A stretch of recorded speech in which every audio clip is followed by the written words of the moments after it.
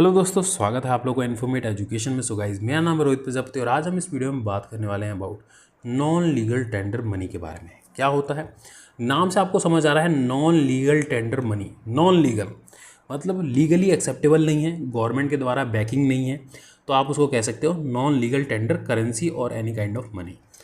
थोड़ा समझते हैं और डिटेल में। Form of currency that does not have any legal enforcement to be accepted as a mean of payment for debts. ऐसी currency जो कि कानूनी तौर पे मान्यता प्राप्त नहीं है कि आप उसकी पेमेंट लो या फिर किसी को उसके ज़रिए पेमेंट दो। ठीक है, अब इस केस में क्या हो जाता है कि ये टोटली डिपेंड करता है म्यूचुअल पार्टीज़ के ऊपर कि अगर वो आपस में एग्रीमेंट बना के उस पर्टिकुलर चीज़ को एक दूसरे में ट्रांजैक्शन के तौर पे इस्तेमाल करना चाहती हैं कि नहीं, तो वो टोटली म्यूचुअल पार्टीज़ के ऊपर डिपेंड करता है। बट ये नहीं है कि अगर आप दो जने आपस में एक्सेप्ट करे हो, किसी चौथे पाँचवें आदमी को आप कहो कि तू भी ले, वो उसके ऊपर डिपेंड करता है कि अगर वो एक्सेप्ट करना चाहता है तो करे, ना करना चाहता हो तो ना करे। कोई भी गवर्नमेंट के द्वारा ज़बरदस्ती नहीं है कि आपको इसको एक्सेप्ट करना ही है, तो उसे कह सकते हो आप नॉन लीगल टेंडर मनी। ठीक है, फिर आ जाते हैं नीचे, बात करते हैं कैरेक्टरिस्टिक्स के क्या है। कैरेक्टरिस्टिक जैसे कि मैंने अभी एक्सप्लेन किया वही चीज़ इसकी कैरेक्टरिस्टिक्स है। वॉलंटरी एक्सेप्टेंस है, जैसे कि एक पर्टिकुलर पर्सन के ऊपर डिपेंड करता है। सेलर और creditor are not obliged to accept its as a payment. कोई ज़बरदस्ती नहीं है कि आप एक्सेप्ट करो ना करो, टोटली पर्सन के वॉलंटरी के ऊपर है। फॉर्म्स, सो एग्जांपल के तौर पे आप देख सकते हो, चेक्स हो गए, प्रोमिसरी नोट्स हो गए, क्रिप्टो करेंसीज हो गए, डिजिटल पेमेंट मेथड हो गए, ये सारी चीज़ें आप समझ सकते हो।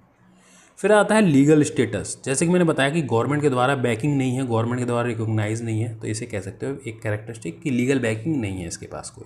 आगे चलते हैं, बात करते हैं एग्जाम्पल के तौर पे। जैसे कि मैंने बताया first example was a cheque, तो ये बैंक के ऊपर आपस में बैंक एग्रीमेंट करके रखते हैं कि भाई हम ये चेक्स एक्सेप्ट करेंगे। So as a return dated signed instrument that directs a bank to pay a specific amount to पे। ठीक है, तो ये आपस में अलग अलग बैंक्स हैं, वो सब आपस में एग्रीमेंट करके रखते हैं कि भाई अगर आप हमारे बैंक में चेक भेजोगे तो हम एक्सेप्ट करेंगे, किसी को पेमेंट चाहिए होगी तो उसकी पेमेंट कर देंगे, अगर उसको अपने बैंक में सबमिट करना होगा तो वो भी कर देंगे। ठीक है, तो आपस में उनकी अंडरस्टैंडिंग रहती है। फिर आता है क्रिप्टो करेंसी। अब आपको पता है ये तो पूरी तरह से डिसेंट्रलाइज है, कोई भी गवर्नमेंट की अभी तक बैकिंग नहीं है इसके पास। मे भी हो सकता है कोई कंट्रीज रिकॉग्नाइज करती हूँ, depends on their countries, but India में तो अभी तक कोई भी क्रिप्टो करेंसी को बैकिंग नहीं है फ्रॉम गवर्नमेंट साइड। ठीक है, जब तक ये मैं वीडियो रिकॉर्ड कर रहा हूँ तब तक। सो डिजिटल और वर्चुअल करेंसीज, फॉर एग्जांपल के तौर पे बिटकॉइन, इथेरियम, आज के टाइम में तो भरमार हो गई है, इतने सारे डिजिटल करेंसीज हो गई हैं। ठीक है, that operates on blockchain technology. Blockchain technology अपने आप में एक बहुत ही यूनिक और अच्छा टॉपिक है समझने के लिए, पढ़ने के लिए, और चाहो तो आप इसमें करियर भी बना सकते हो। ठीक है, तो कभी हम देखेंगे इसके ऊपर वीडियोज़ लाना है कि नहीं। गिफ्ट कार्ड्स और वाउचर्स, ये भी एक form of non legal tender money हो जाते हैं। कई बार आपने देखा हो कॉर्पोरेट्स में, कंपनीज़ में बिजनेसेस इशू करते हैं एक दूसरे को ये अपने एम्प्लॉयज़ को for purchase of their goods और सर्विसेज, या फिर किसी ई कॉमर्स वेबसाइट पर भी जाके वो लोग परचेज कर पाते हैं। फिर आता है बार्टर सिस्टम। ये भी एक तरह से नॉन लीगल टेंडर मनी है, ये म्यूचुअल पार्टी के ऊपर डिपेंड करता है। मान लो मेरे पास गेहूँ है, आपके पास मक्का है, हम दोनों ने आपस में एग्रीमेंट बना लिया कि हाँ भाई आप मेरे को मक्का दे दो और मैं आपको गेहूँ दे देता हूँ, तो आपस में अंडरस्टैंडिंग होगी, तो ये भी एक तरह से इसी में आ जाता है कि नॉन लीगल टेंडर मनी है। एक्सचेंज ऑफ गुड्स और services without involving cash. Importance क्या है, फ्लेक्सिबिलिटी देता है, allows for customise financial agreement.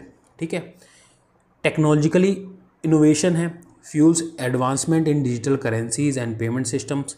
Specialised transactions हैं, use in areas where legal tenders is less convenient और एक्सेप्ट एप्लीकेबल। तो ये सारे मल्टीपल इसके बेनिफिट हैं। टेक्नोलॉजी के तौर में आज देख रहे हो, आज के टाइम में कितनी ज़्यादा ऑनलाइन पेमेंट हो रही है, अलग अलग मोड ऑफ पेमेंट्स आ चुके हैं, यूपीआई आ चुका है, तो ये एक बेनिफिशियल चीज़ ही तो है। फ्लेक्सिबिलिटी देता है, स्पेशलाइज ट्रांजैक्शन कर सकते हो आप, तो ये सारी चीज़ें इसमें बेनिफिट्स होता है। अच्छा, कंपैरिजन देख लेते हैं between legal and non legal tender money. इससे जस्ट पिछली वीडियो हमने बना रखी है ऑन लीगल मनी के ऊपर, मतलब लीगल टेंडर मनी के ऊपर, वो भी चाहो तो आप देख सकते हो, और साथ साथ यहाँ कंपैरिजन भी दिखा देते हैं legal tender money and non legal tender money में। तो लीगल ऑब्लिगेशन में देखोगे तो लीगल टेंडर मनी जो है must be accepted for debts और चाहे एनी काइंड ऑफ पेमेंट, क्योंकि गवर्नमेंट रिकॉग्नाइज करती है। नॉन लीगल टेंडर मनी में acceptance is voluntary, person to person depend करता है, एक्सेप्ट करना चाहता है तो करे, ना करना चाहता हो तो ना करे। इशूअर कौन है लीगल टेंडर मनी की, सेंट्रल गवर्नमेंट और monetary authority. Non legal tender money में कौन इशुएंस कर सकता है, बैंक्स करते हैं, प्राइवेट कंपनीज कर लेती हैं। डिसेंट्रलाइज सिस्टम, जैसे कि मैंने बताया ब्लॉकचेन टेक्नोलॉजी के बेस पे क्रिप्टो करेंसी चल रही हैं। एग्जाम्पल के तौर पे देख लो, कॉइन हो गए, बैंक नोट्स हो गए, इन लीगल टेंडर मनी ये लोग ये आ जाते हैं, coins and bank note. Non legal tender money में क्या आ जाता है, cheques, crypto currency, gift cards, ठीक है। तो ये सारी चीज़ें थी इसके बारे में ओवरऑल। आशा करता हूँ इस वीडियो से आपको अच्छी जानकारी मिल गई होगी। मिलते हैं अगली वीडियो में, तब तक के लिए नमस्कार।